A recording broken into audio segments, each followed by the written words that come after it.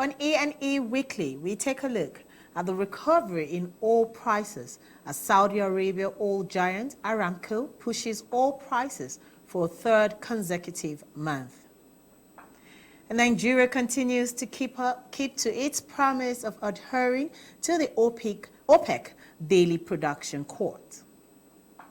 The Nigeria Extractive Industries Transparency Initiative, NEITI, says the global economy witnessed about 8 oil price shocks within the period of May 1987 to May 2022. And the House of Representatives have commenced investigative hearing on 14 international oil companies. On power, the World Bank in a recent report said unreliable power supply in Nigeria has caused the country to lose an estimated 10.1 trillion naira yearly. And environment in the National Biosafety Management Agency advocates adoption of safe modern biotechnology products for food security in the country. We'll be back after this short break.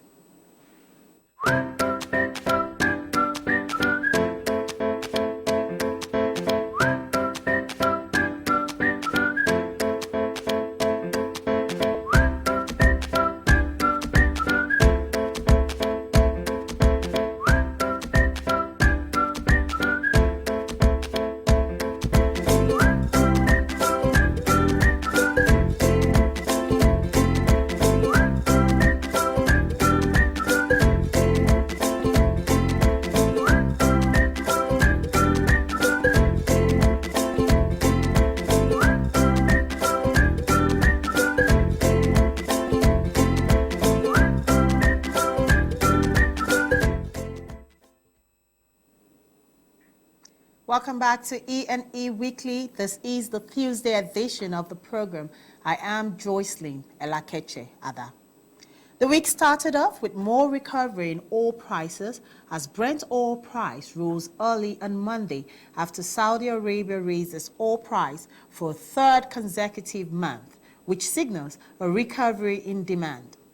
Brent crude was up by 0.61%, that is $43.06, but WTI was down by 0.52% at $40.46. Brent crude prices were supported by Saudi Arabia's oil giant Aramco, lifting the price for almost all its grades to Asia, Europe, and the United States for August. There were expectations of an increase in Saudi Arabia's official selling price with the OPEC production quota. The Middle Eastern benchmark had strengthened over the past weeks. Saudi crude prices is released around the 5th of each month, which sets the trend for the pricing for Asia and other Gulf oil producers such as Kuwait, Iraq, and Iran. According to analysts, Saudi Arabia has lifted the price of its oil to Asia at $1.20 above the Oman-Dubai average. Let's take a look at OPEC countries' oil pricing for today.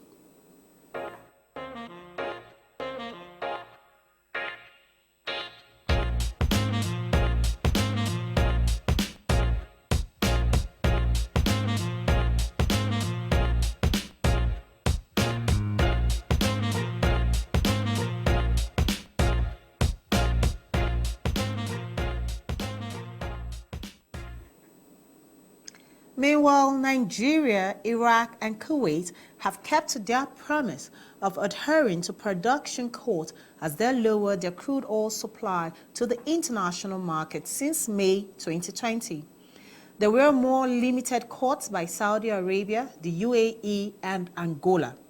OPEC and its allies had earlier accused Nigeria and others of not complying with the general agreement for daily production quotas that had been agreed upon. The Nigerian government, while reacting to this development in a statement issued by the Minister of State for Petroleum Resources, Chief Timipre Silva, had said Nigeria would adhere strictly to the output quota in order to rebalance and stabilize the global oil market. The minister did say the cuts had already begun and will eventually materialize.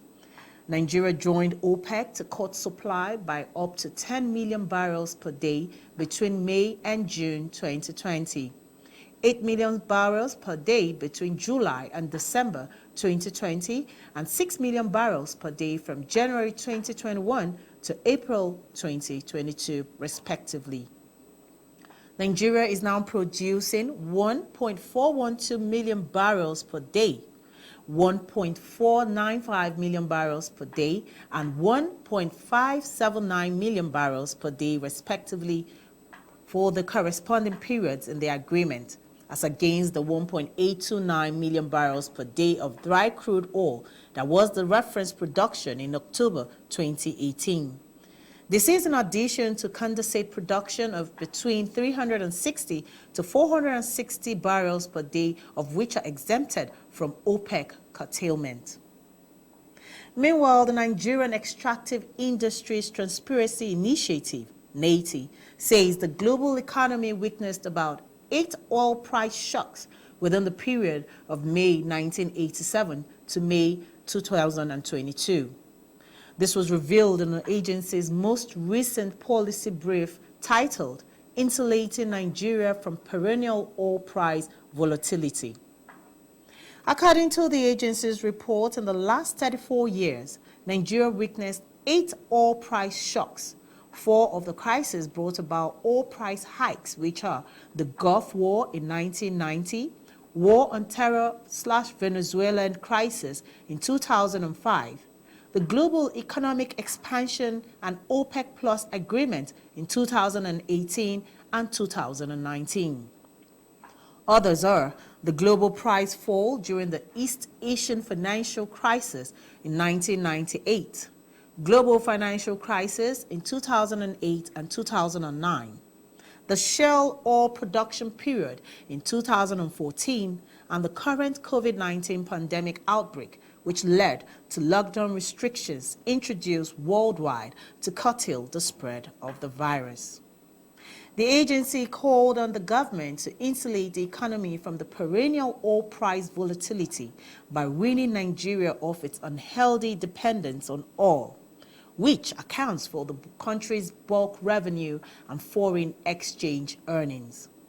It went further to urge the government to adopt sustainable strategies for robust fiscal cover for the Nigerian economy during periods of cyclical oil price shocks.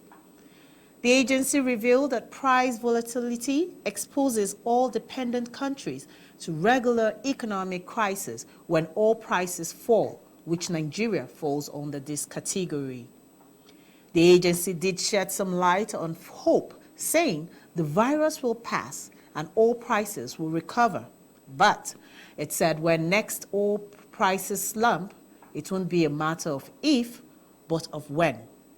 The agency examined the effect of the coronavirus on the economy and said the disease have affected most countries and has thrown countries into throes of sudden and multiple crises by exposing economic vulnerabilities of resource-dependent countries like Nigeria, which is due to the sudden slump in oil prices caused by the collapse in demand. Moving on, the House of Representatives have commenced investigative hearing on 14 international oil companies, as well as 24 commercial and non-commercial banks, over a large loss of over $30 billion revenue annually due to leakages. The Assembly said the investigative hearing will be conducted in strict compliance with COVID-19 protocols and will be in phases. The House Joint Committee on Finance and Banking and Currency, chaired by Honorable James Falake and Honorable Victor Nwokolo, will grill officials of the banks and the IOCS during the first phase of the investigative, which will last a period of 3 weeks. The mandate of the Joint Committee is to determine in a statutory and professional manner the revenue amount involved in the malpractices by each organization based on every revenue line item collectible by the government agencies for the purpose of timely recovery into the government's accounts. The oil companies are Nigeria Ajib Exploration, NAE, Nigeria Ajib Oil Company, NAOC, Pan Ocean Oil Nigeria Limited, Shell Nigeria Exploration and Producing Company Limited, ESSO Exploration and Producing Nigeria Limited, and Mobile Producing Nigeria Limited. Others are Statoil Company Limited, Shell Petroleum Development Company, Star Deep Water Petroleum Nigeria Limited, and Total E&P Nigeria Limited. Also, Total Upstream Nigeria Limited, Sterling Oil Exploration Energy Limited, ADEX Petroleum Development Company Limited, and ADEX Exploration Limited. It would be recalled that the House on the 5th of March 2020 passed a resolution mandating the two committees to carry out the investigation following the adoption of a motion moved by Honorable Faleke. The lawmakers had expressed concern that the billions of dollars revenue leakages may have been due to tax evasion, malpractices, misuse, and diversion of foreign exchange allocations by companies and other entities. In adopting the motion, the House said it would also investigate the disbursement of foreign exchange by the Central Bank of Nigeria and other agencies to determine the exact amount that the government may have lost in the process. The House said the banks and the oil companies are to explain their roles in the alleged over $30 billion revenue leakages arising from all revenue interest payment on account of foreign currency dominated contracts by companies in engineering, procurement, construction, installation, and marine transportation. And over the week, the Nigerian Petroleum Corporation, NNPC, announced new appointments and redeployed top management staffs of the corporation. According to the National Oil, this is to strengthen and reposition the corporation for greater efficiency, transparency, and profitability. Mr. Adokiye Tomboyimene, the Group General Manager, Crude Oil Marketing Division, has been appointed the new Chief Operating Officer, Upstream, while Mr. Muhammad Abdulkadir Ahmed, the Managing Director of the Nigerian Gas Marketing Company, has been appointed the new Chief Operating Officer, Corporate Services, following the retirement of Engineer Farouk Garba Said last week. The Chief Operating Officer Upstream, Mr. Adeyemi Adetunji, was redeployed to the Ventures and Business Development Directorate as COO. This is a position vacated by Mr. Roland Ewuberi, who voluntarily retired last week. While Mr. Billy Okoye has been redeployed from the NNPC downstream company, NNPC Retail Limited, as Managing Director to replace Mr. Tomboyimene as the Group General Manager, Crude Oil Marketing Division. Meanwhile, Mrs. Elizabeth Aliyudu, the General Manager, Sales and Marketing, NNPC Retail Limited, have taken over from Okoye as the Managing Director of NNPC Retail Limited. Also, Mr. Usman Farouk, Executive Director, Asset Management and Technical Services at the NGMC, takes over from Mr. Ahmed as Managing Director. The corporation explained that President Muhammadu Buhari has accepted the resignation of Mr. Ewuberi, who is the immediate past Chief Operating Officer, Ventures and New Business Directorate of NNPC.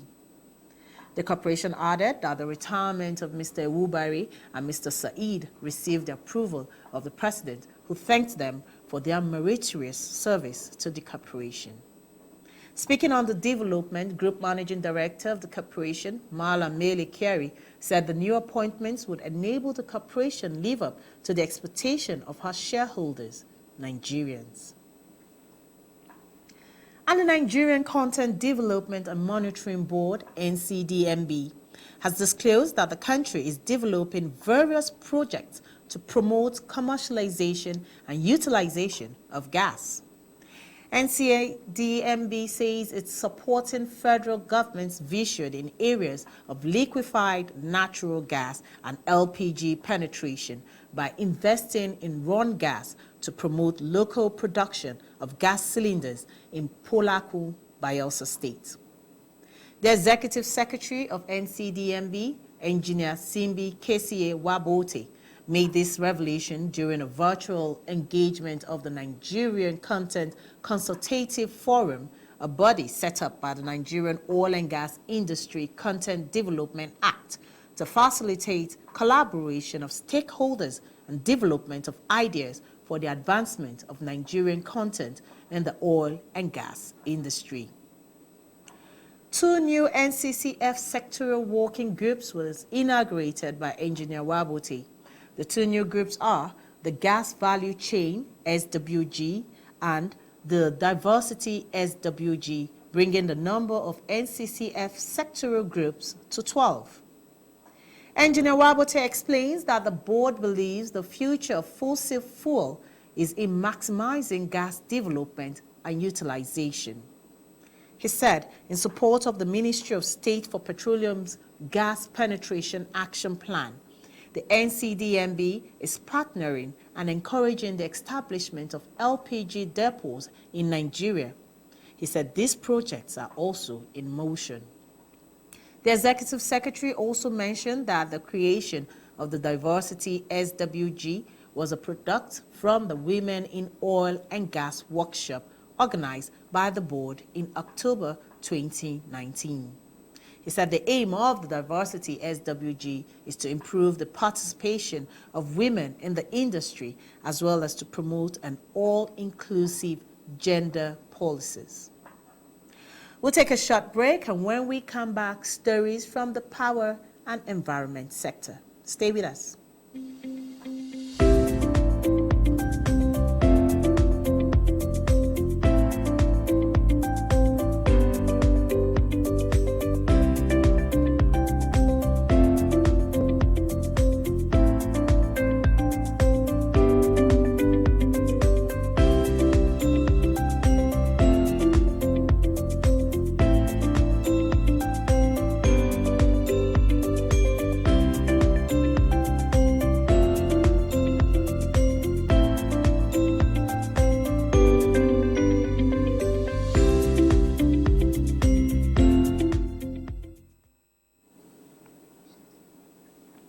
Welcome back. If you're just joining us, this is E&E Weekly Tuesday edition, and we are on to the power sector.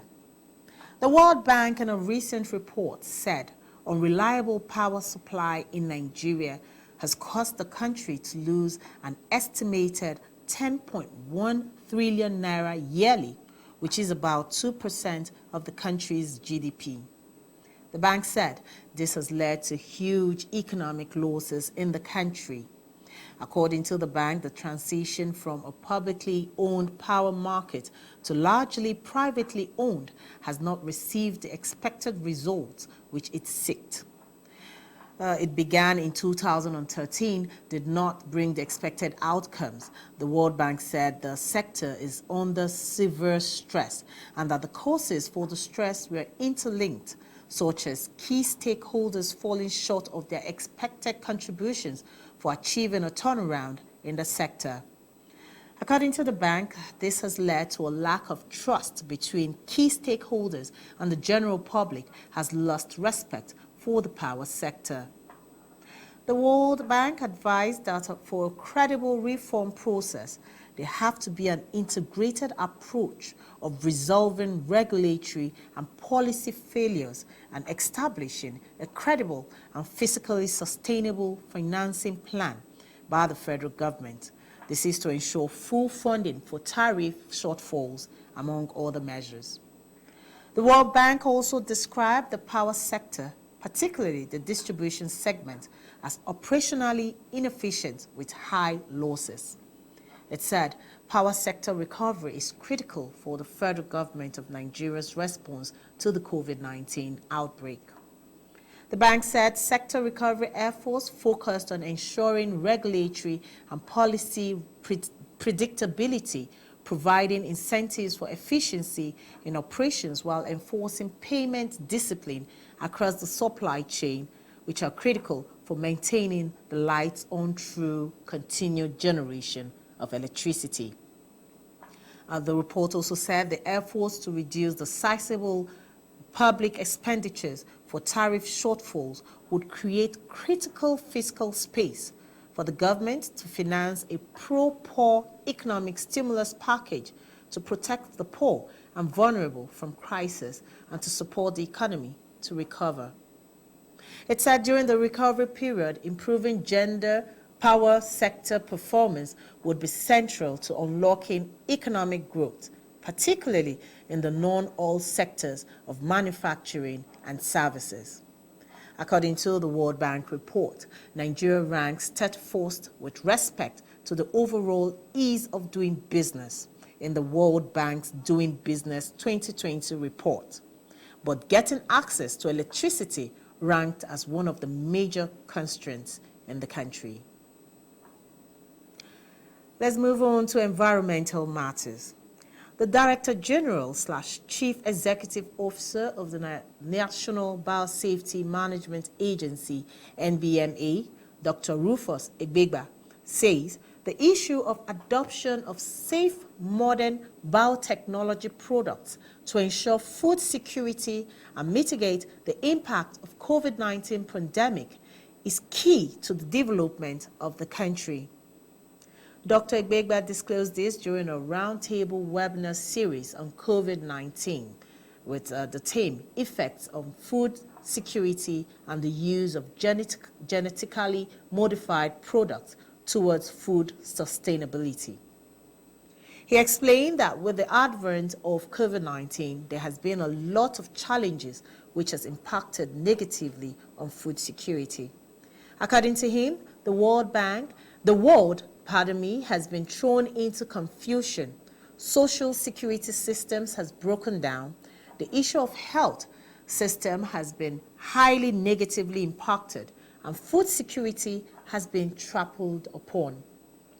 The Director General said farmers are finding it difficult because there are less farming hands, and the movement of food and crops from a place to another is delayed due to the impact of COVID-19 on the transportation system. He said these challenges could be overcome through the safe application of modern biotechnology products.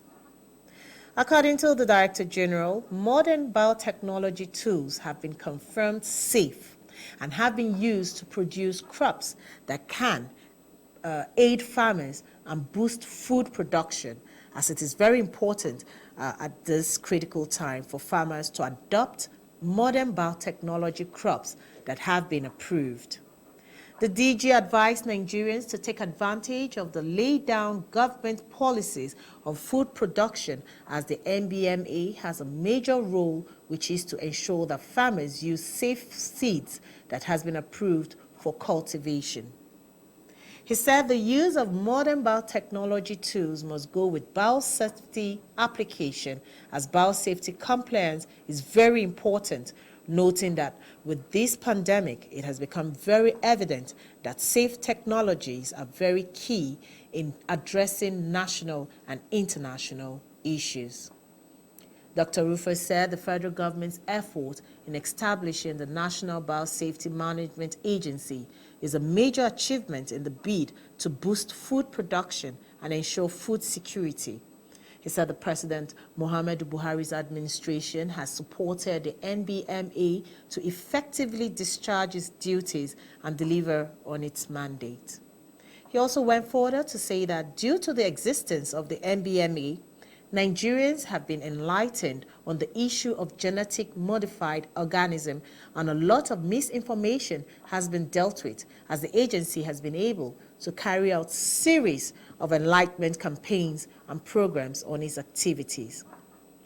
Dr. Rufus did disclose that safety valves already in place, and the agency will work with the international community in the adoption of safe technologies that can be used to address socio-economic improvement in the country. And still on the environment, Another agency under the Ministry of Environment has been enlightening the general hospital staffs in the FCT on proper ways to dispose medical waste. The National Environmental Standards and Regulation Enforcement Agency carried out a sensitization program on staffs of Asokoro Hospital on safe and proper ways to dispose medical waste in the light of the coronavirus pandemic. The NAIRA team met with the facility's waste handlers to educate and enlighten them on the approved guidelines and protocols for managing medical waste with respect to COVID-19. A demonstration of the proper way of kitting up in the personal protective equipment, PPP, was carried out. Participants were presented with color-coded waste bags for medical waste disposal and copies of national guidelines on COVID-19. And that's our package for E&E Weekly Tuesday's edition. You can join us again on Thursday, where we will bring you top stories from the energy and environment sector. I am Joycelyn Elakeche Ada. Thanks for staying with us.